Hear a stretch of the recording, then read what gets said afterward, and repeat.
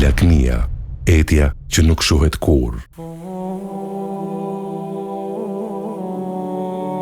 Jetojmë në epokën e më shumë para, më shumë famë, makina më të shpejta, shtëpi më të mëdha, rroba më të shtrenjta. Jetojmë në një kohë ku suksesi i njeriut matet me atë që ai zotron, dhe jo me atë që ai është në shpirt, por pas këtij vrapimi të çmendur, fshihet një sëmundje e heshtur, një kancer shpirtëror që po gjen fole në zemrat tona. Lakmia. Ajo nuk është thjesht dëshira për të patur diçka. Lakmia është një etje e pashuar, një pus pafund që e glabëron njeriu, duke e bërë të shohë gjithmonë atë që i mungon dhe të mos gëzoj kurrë atë që ka. Si arriti njeriu modern të bëhet skllav i asaj që zotron? Sëmundja e krahasimit, kur lakmohet tjetri. Sot, lakmia ka gjetur mjetet më të fuqishme për të ushqyer. Përmes dritareve të vogla të teknologjisë, ne jemi në monitorim të vazhdueshëm të jetëve të tjerëve. Njeriu i sotëm nuk lakmon thjesht për të mbijetuar. Ai lakmon sepse krahason veten me atë që Allahu ka furnizuar tjetrin. Kur shet tjetrin me një biznes më të mirë, me një familje në dukje më të lumtur, apo me një status më të lartë shoqëror, në zemër lind një ndjenjë e errët. Njeriu fillon të pyes, pse ai dhe jo unë? Kjo pyetje nuk është gjë tjetër veçse një kundërshtim i heshtur ndaj ndarjes që Zoti i gjithësisë i ka bërë riskut dhe furnizimit në këtë botë. Është harresa e faktit se çdo begati është një sprov dhe jo një shenjë dashurie hynore. Si e përshkruan Zoti i gjithësisë lakmin? Për të zhveshur këtë iluzion, krijuesi i qejve dhe i tokës, në Kuranin famlart, e ka përshkruar me një saktësi drejtëruese natyrën e njeriut të lakmitar. Në surën Tekathur, Allahu i drejtohet njerëzimit me fjalët që godasin direkt në ndërgjegje. Ju ka mashtruar dhe shpërndar vëmendjen, gara për të shtuar sa më shumë pasuri e pasardhës, derisa të vizitoni varret, të vdisni. Surja Tekathur 1:2. Zoti thot se kjo garë për të grumbulluar nuk mbaron kurrë në këtë botë.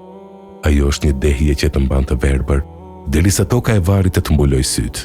Në një tjetër sure, në surën Fajr, krijuesi përshkruan lidhjen e sëmurë të njeriut me materialen. Dhe ju e doni pasurinë me një dashuri të shfrenuar, të tepërt. Surja Fajr 20. Dhe cila është pasojë e kësaj dashurie? Allahu na paralemron në surën Humeze për përfundimin e atij që mendon se paraja do t'i blejë pavdekshmërinë. Mirë për çdo përqeshës e shpifës, atë që grumbullon pasuri dhe e numëron atë, duke menduar se ajo do ta shpëtojë. Ai mendon se pasuria e tij do ta bëjë të përjetshëm. Surja Humeze 1:3. Profeti Muhammed, paqja dhe bekimet e Allahut qofshin mbi të, si mësuesi dhe mjeku i shpirtrave tan, e njihte mirë natyrën njerëzore. Ai na ka lënë thënie që shërbejnë si pasqyrë për gjendjen tonë aktuale.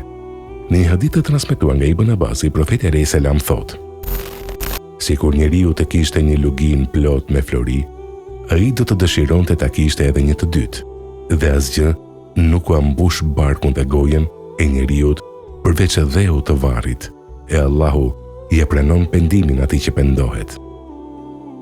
Mendoni për këtë imazh, një lugin e tërë me flori. Askush nuk mund ta shpenzojë atë në një jetë të vetme. E megjithatë lakmia nuk bazohet tek nevoja, ajo bazohet tek dëshira për të zotëruar.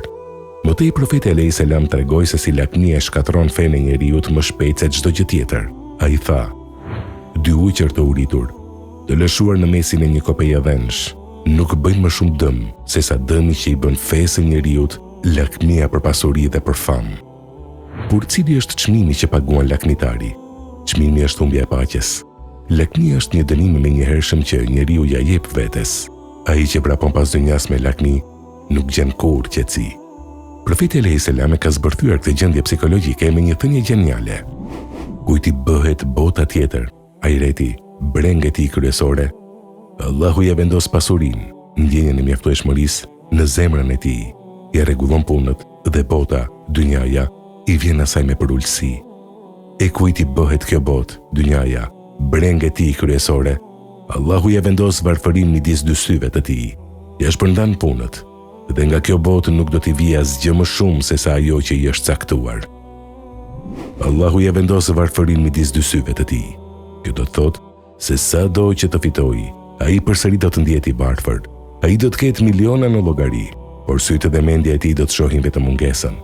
Kjo është varfëria e vërtetë. A ka shpëtim nga ky rrethim vicioz? Po, ka. Ilaçi quhet kanat, kënaqësia me atë që të është ndarë. Profeti Muhammed alayhi salam në dha një rregull të artë praktik se si ta kurojmë lakmin çdo ditë e jetës tonë. Ai tha: shikoni ata që janë më poshtë se ju në gjëra materiale, dhe mos i shikoni ata që janë sipër jush, sepse kjo është më e përshtatshme që të mos i nënçmoni mirësitë e Allahut ndaj jush. Kur shikon atë që ka më pak se ti, kupton se sa i pasur je. Kur shikon atë që nuk ka bukë të ha, shtëpia jote thjesht duket pallat. Kur shikon të sëmurin në spital, shëndeti yt të duket pasuri më e madhe.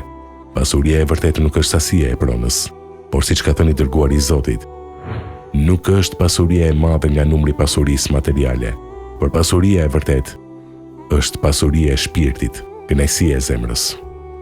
Në fund të udhëtimit tonë në këtë tokë, askush nuk do të marrë me vete llogaritë bankare, makinat apo titujt e pronësisë. Gjithçka që grumbulluan me lakmi do të mbetet këtu, për të ndarë nga të tjerët. Ne do të shkojmë tek Krijuesi vetëm me një qefin të thjeshtë të bardhë dhe me veprat tona. Ndalo së brapuari për një moment. Shiko rreth vetes, merr frymthellë dhe falëndero Zotin për atë që ke sot. Sepse ajo që ke sot mund të jetë ëndër e dikujt tjetër. Mos lejo që etja për të zotëruar botën të bëjë të humbësh shpirtin tënd.